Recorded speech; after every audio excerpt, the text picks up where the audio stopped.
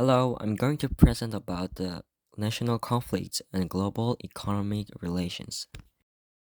I'm going to first announce how the Russia-Ukraine conflict is affecting the economy, and secondly, I'm going to announce what has happened to Israel and Hamas about the conflict. First, let me explain the impact on the economy from the Russian-Ukrainian war. The outbreak of the Russian-Ukraine war has caused a surge in prices around the world. The most notable increases happen in energy and grain prices. EU leaders have agreed on a sanctions plan to ban about 90% of Russian oil imports by the end of 2022. Similarly, on March 8, 2022, the US President announced economic sanctions and implemented additional sanctions against Russia. International oil prices have jumped more than 40% since the beginning of the year. International oil prices, which were around $90 per barrel before Russia invaded Ukraine on the 24th of last month, exceeded the $130 per barrel level in less than 2 weeks. The situation with natural gas is also serious. Russia is the world's largest natural gas exporter as of 2020, and the EU in particular relies on Russia for about 30% of its natural gas. The price of Dutch TTF natural gas futures, which represents natural gas prices in the European market, soared to an all-time high of €345 per megawatt hour early this month. At the Chicago Board of Trade (CBT), wheat futures rose to an all-time high of $12.94 per bushel in March 2022, shortly after Russia invaded Ukraine. Soybean prices also hit a record high of $17.69 per bushel in June 2022, and corn prices rose to $8.14 per bushel in April 2022, hitting the highest since 2012.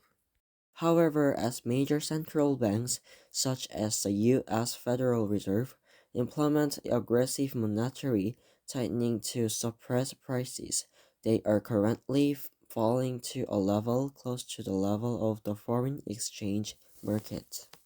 On the last trading day of 2022, wheat prices stood at $7.93 per bushel, while soybean and corn prices remained at $15.22 and $6.77 per bushel respectively. To summary and add, crude oil and grain prices are soaring, raw material prices are weakening low economic power.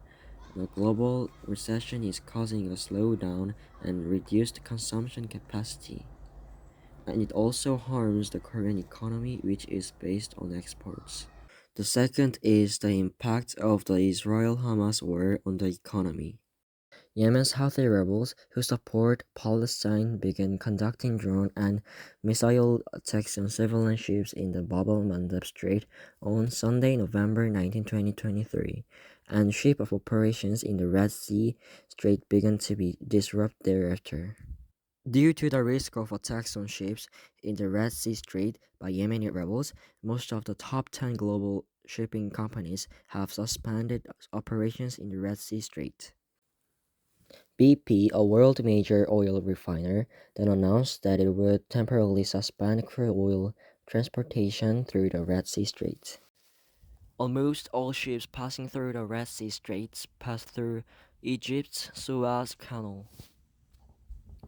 The Suez Canal is a major maritime trade route, accounting for 30% of global maritime container traffic and 12% of goods trade.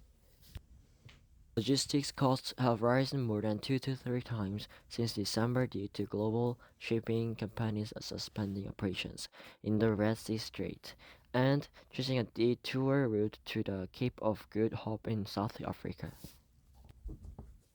In a situation where import regulations are becoming more severe due to the government's restrictions on overseas dollar remittances, The Red Sea Strait risk is increasing in Egypt. It was mentioned that there is a possibility that the company's income capacity will further deteriorate. Many Korean companies, including Samsung Electronics and LG Electronics, operate manufacturing plants in Egypt, and it seems inevitable that they will suffer damage due to the Red Sea logistics disruption.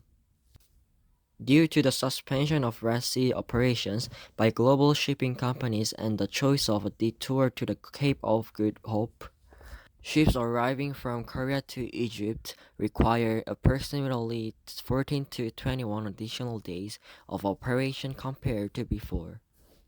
And as a result, logistics costs have increased by 2 to 3 times due to ship usage fees and insurance premiums.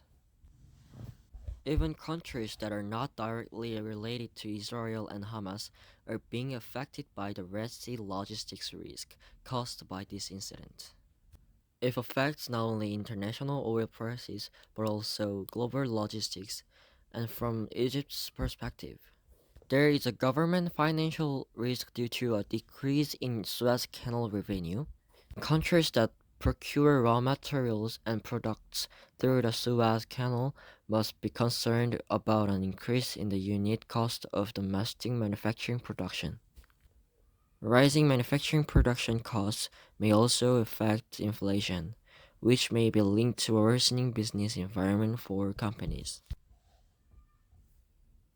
Finally, in summary, exports go down as trade costs go through the roof due to the inability to pass through the Suez Canal, and economic activity in the conflict zone may be restricted. This could slow down the economic development of the region, and the suspension of operations on the Red Sea coast raises inflation rates, such as higher manufacturing costs, and it eventually worsens the business environment.